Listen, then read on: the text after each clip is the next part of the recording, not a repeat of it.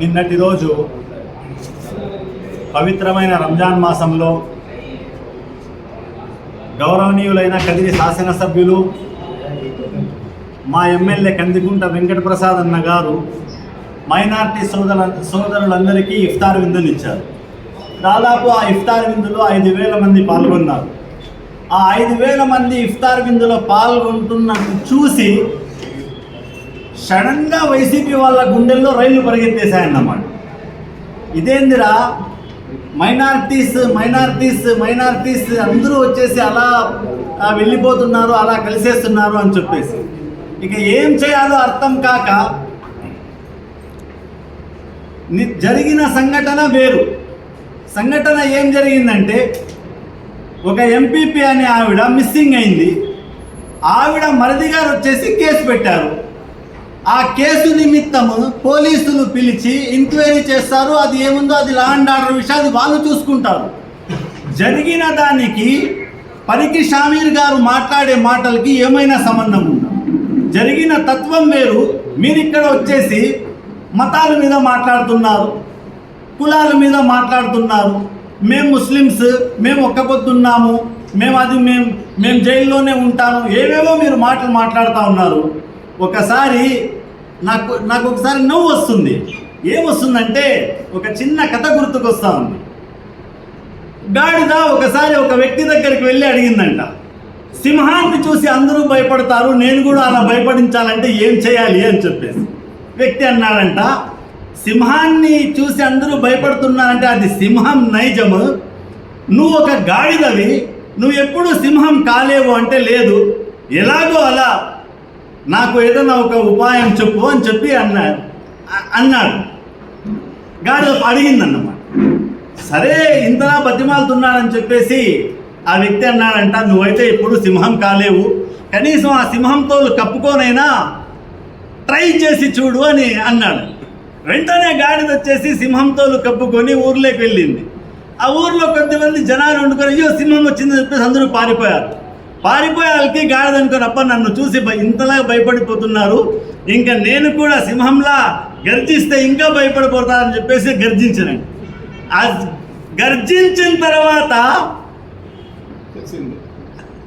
దాని వాయిస్ సింహంలా ఉంటుందా గాడిదలా ఉంటుందా? గాడిద వాయిస్ ఎలా ఉంటుందబ్బా, అందరికీ తెలిసిన విషయమే కదా. అలా కొంతమంది గర్జిస్తే విలువ ఉంటుంది, కొంతమంది గర్జిస్తే ఎలా ఉంటుందని ఇప్పుడే నేను చెప్పాను.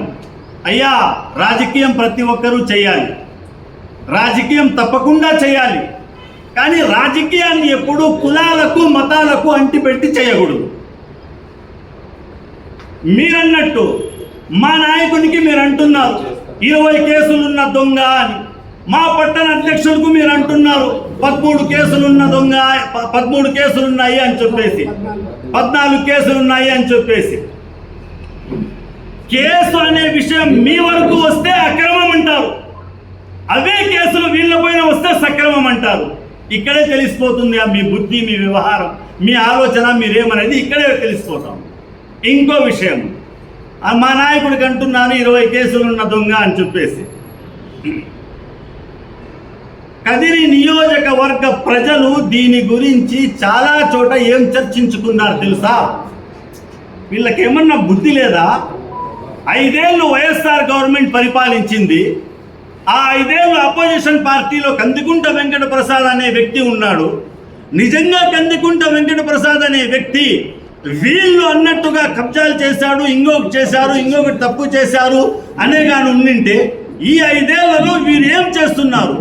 ఎప్పుడు విచారణకు పిలిచకూడదు, ఎప్పుడు దాని గురించి ఎంక్వైరీ వేసి ఆయనకు లోపల వేయకూడదు అని చెప్పేసి మీ పార్టీలో ఉన్న వ్యక్తులే దీని గురించి చర్చించుకొని, ఇంకొక విషయం చెప్పనా, మీ పార్టీకి సంబంధించిన వాళ్ళే చర్చించుకొని డిసైడ్ అయిపోయారు. ఏమని? కందికుంట వెంకటప్రసాద్ అనే వ్యక్తి నిజాయితీ గల వ్యక్తి, ఎప్పుడూ కానీ రాజకీయం చేస్తారు కానీ కులాలను మతాలు అడ్డం పెట్టుకొని రాజకీయం చేయరు. కాబట్టి ఒక మంచి వ్యక్తికి మనం సపోర్ట్ ఉండాలని చెప్పేసి ఓటు వేశారు. ఇక్కడ ఇంకో విషయం కూడా నేను డైరెక్ట్ అడుగుతున్నా, రండి మీరు కూడా, మేము కూడా వస్తాం. కదిరి నియోజకవర్గ ప్రజలకి ఒక మాట అడుగుదాం. ఏమని అడుగుదామంటే, 20 ఏళ్ళ సుదీర్ఘ రాజకీయం చేస్తున్న వ్యక్తి కందికుంట వెంకట ప్రసాద్ అన్న. ఇదే కందికుంట వెంకట ప్రసాద్ అన్న చేతుల మీదుగా ఎంతమంది ముస్లిం మైనారిటీస్ లబ్ధి పొందారు, ఎంతమంది లబ్ధి పొందారు? రీసెంట్గా మా నిజాం వలీ కాలనీ క్వార్టర్స్లో హుసేన్ అనే ఒక అబ్బాయికి హెల్త్ బాగలేక బెంగళూరు హాస్పిటల్ తీసుకొని వెళ్ళారు.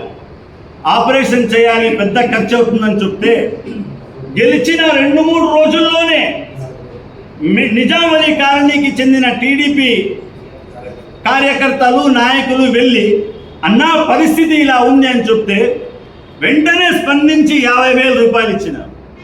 ఓటుకు 4,000 ఇవ్వలేదు. మీ మాదిరిగా ఓటుకు కోట్లు పంచలేదు. స్పందించి వెంటనే ఆ అబ్బాయి ట్రీట్మెంట్ కోసము 50,000 రూపాయలు ఇచ్చారు. ఇది మా నాయకుని నైజం.